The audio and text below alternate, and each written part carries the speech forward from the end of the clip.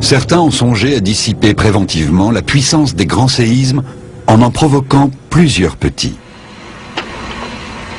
Et cette idée s'est concrétisée. Une machine a été construite dans ce but. Elle est née dans le cerveau des ingénieurs de l'ex-Union soviétique en pleine guerre froide.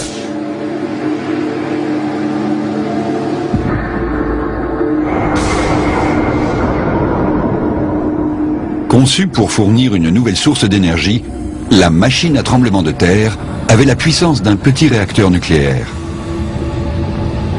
Les sismologues voulurent s'en servir pour mesurer l'épaisseur de la croûte terrestre. Le principe de cette expérience était le suivant. En traversant un puissant champ magnétique, l'échappement d'une tuyère de fusée provoquait des sortes de coups de foudre capables de se propager jusqu'à 50 km de profondeur. Ce qui se produisit alors les étonna beaucoup.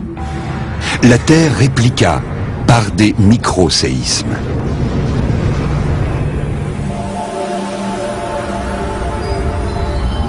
De là à imaginer qu'en soulageant la pression accumulée sous la croûte terrestre, on pourrait éviter un grand séisme comme celui qui menace Istanbul, il n'y a qu'un pas qu'il ne faudrait pas franchir à la légère.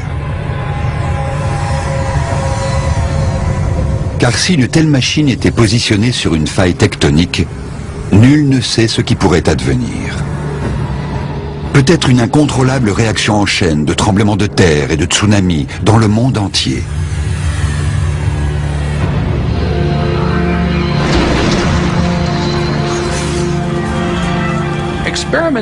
Il est très difficile d'expérimenter sur mère nature, et nous devons être très prudents. On pourrait en fait déclencher un séisme plus important que celui que nous tenterions d'éviter.